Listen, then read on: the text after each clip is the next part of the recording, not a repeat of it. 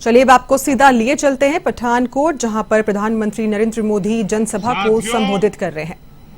मैं पठानकोट की इस पवित्र धरती से मुक्तेश्वर महादेव मंदिर और अमृतसर के दुर्गियाना माता मंदिर का प्रणाम करता हूं। ये धरती हरमंदिर साहब और करतारपुर साहब की भी धरती है। इस पवित्र धरती से मैं सभी गुरुओं को श्रद्धापूर्वक नमन करता हूं। आज संत रविदास जी की भी जयंती है। यहां आने से पहले मैं दिल्ली में गुरु रविदास विश्राम धाम मंदिर जाकर आया हूं, आशीर्वाद लेकर के आया हूं। पंजाब से भी बड़ी संख्या में हमारे साथी लाखों श्रद्धालु उनकी जन्मस्थली बनारस गए हुए हैं। यहां से जो यात्री और देश भर से यात्री आज जो बनारस आए हैं, उनकी सहूलियत के लिए जितना कुछ कर सकता हूं, मैंने और योगी जी की सरकार ने करने का प्रयास किया है।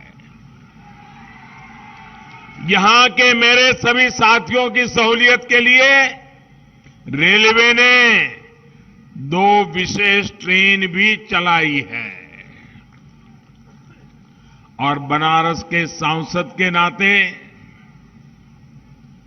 ये मेरी जिम्मेवारी बनती है कि जब आप मेरे मेहमान बने हो तो मुझसे हो सके उतना श्रद्धालुओं की सेवा करो, बनारस में उनको कोई तकलीफ ना हो, उनकी जरूरी सुविधाएं मिले। ये मेरा सौभाग्य है कि काशी में संत रविदास मंदिर परिसर में हमने बहुत बड़ा भव्य लंगर हॉल श्रद्धालुओं को अर्पित किया। मैं आप सभी को और बनारस गए श्रद्धालुओं को भी संत रविदास जयंती की अनेक अनेक शुभकामनाएं देता हूं। मेरा ऐसा सौभाग्य है कि जब यहां मंच पर आ रहा था तो मुझे वाल्मीकि समाज के सभी प्रमुख लोगों ने पवित्र माला पहना करके मुझे आशीर्वाद दिए। मैं वाल्मीकि समाज के भी सभी संतों का हृदय से प्रणाम करता हूं। आज मेरा ये भी सौभाग्य रहा कि कबीर परंपरा के अनुयायी भी आज यहां आकर के मुझे आशीर्वाद दे रहे थे। ये भी मेरा बड़ा सौभाग्य है। और मंच पर आते ही संत शिरोमणि पूज्य रविदास जी के चरणों में यहां भी मुझे माथा टेकने का मौका मिल गया। साथियों, संत रविदास जी का एक दोहा है और ध्यान से सुनिए, और जब ध्यान से सुनोगे तो आपका भी पक्का विश्वास हो जाएगा कि मोदी की सरकार वही कर रही है जो संत रविदास जी कह के गए हैं।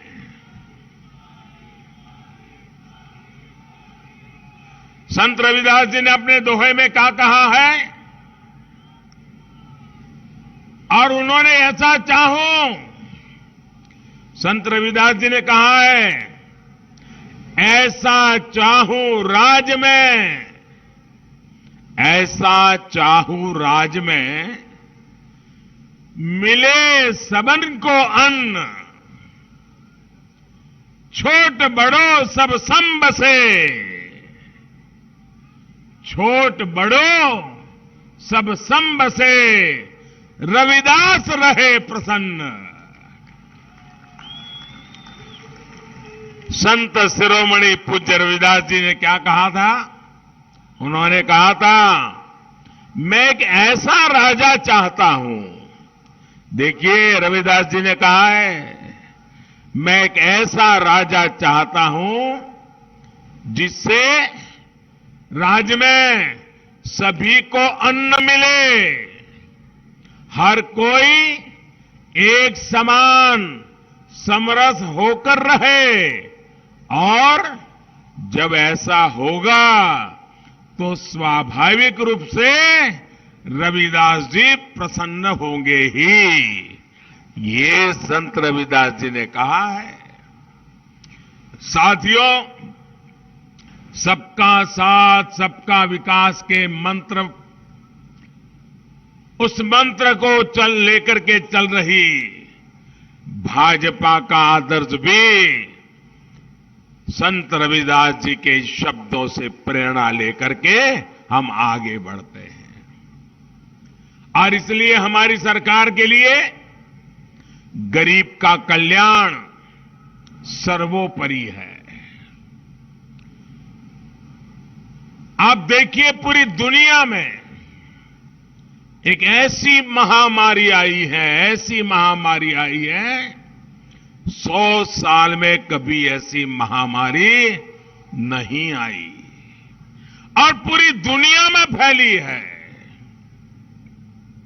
लेकिन भाजपा सरकार ने संत रविदास जी की इस भावना को प्राथमिकता दी। मिले सबको अन्न। दुनिया के बड़े बड़े देशों में आज कोरोना की वजह से गरीब को हर तरह की दिक्कत आ रही है, खाने पीने की समस्या हो रही है।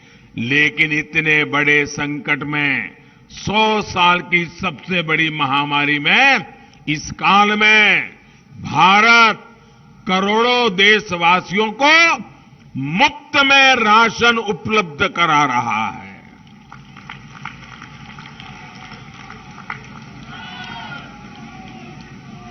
कोई भी ऐसा गरीब ना हो जिसके घर में चूल्हा न जलता हो। भाई, ये काम करना मेरे लिए एक पवित्र सेवा का काम था।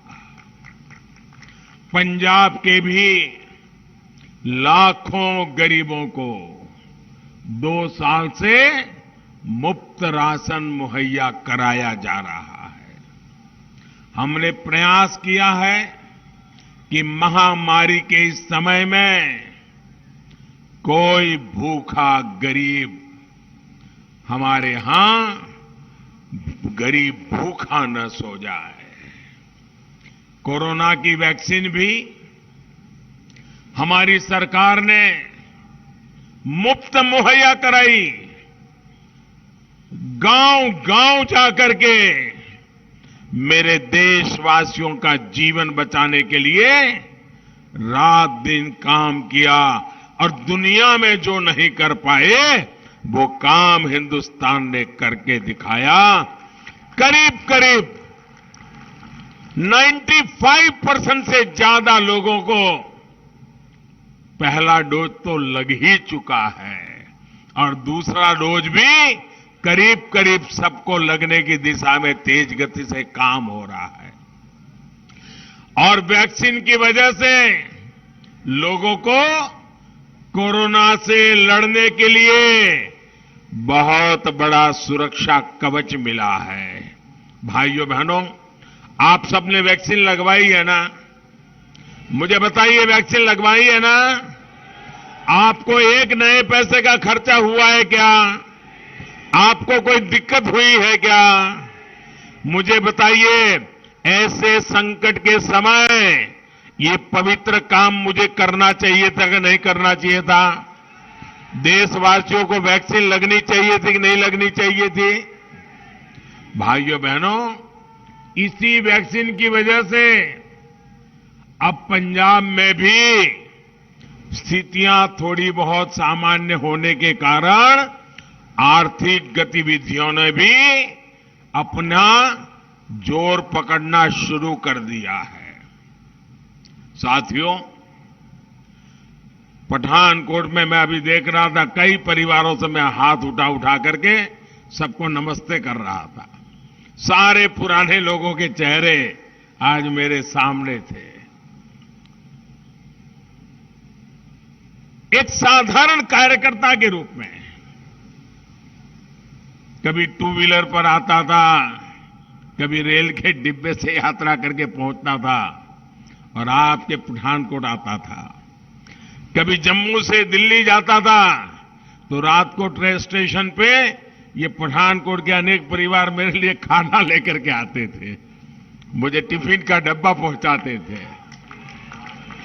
ऐसा जीवन का महत्वपूर्ण समय मैंने आप लोगों के बीच में बताया है।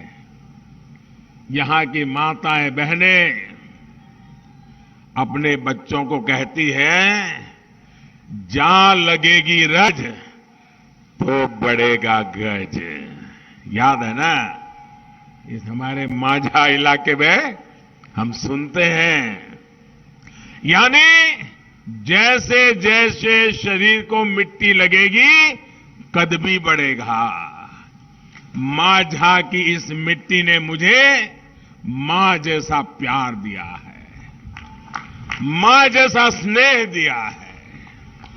लेकिन जिस तरह से मुझे और भाजपा को जरा सुनना पड़ेगा, आज आपके घर में आया हूं, बताऊं ना, कोई कड़वी बात बताऊंगा तो बुरा नहीं लगेगा ना? ऐसा नहीं, जोर से बताइए। थोड़ा कड़वी बात बताऊं तो बुरा नहीं लगेगा ना? पक्का नहीं लगेगा ना? तो बता दो, बता दो। अब देखिए, आपके बीच में मैं इतने साल रहा, आपकी रोटी खा करके मैं बढ़ा, लेकिन जिस तरह से मुझे और भाजपा को हिंदुस्तान के अनेक राज्यों में सेवा करने का अवसर मिला, वैसा अवसर मुझे पंजाब की सेवा करने का नहीं मिला है।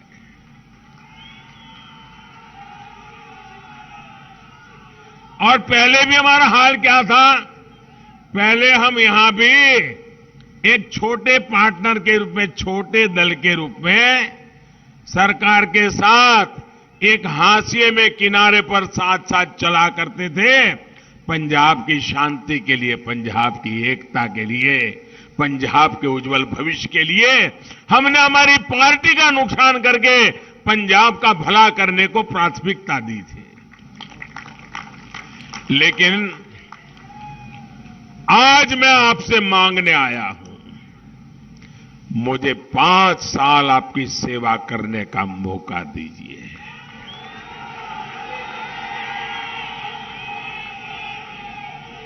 मैं आपको भरोसा देता हूं, मैं आपको भरोसा देता हूं, किसानी, व्यापार, इंडस्ट्री नो लाहेबंद बनाया जाएगा। गरीबां ते मजदूरां नूं उन्हां दे एक दिते जाणगे। पंजाब नूं महफूज अते चढ़दी कलावा विच रखावे। साथियों, जनता जब भाजपा को मौका देती है, फिर न जनता हमारा हाथ छोड़ती है, न जनता हमारा साथ छोड़ती है, और न हम जनता की सेवा का काम छोड़ते हैं। हम इतने राज्यों को जहां जहां हमको सेवा करने का मौका मिला है,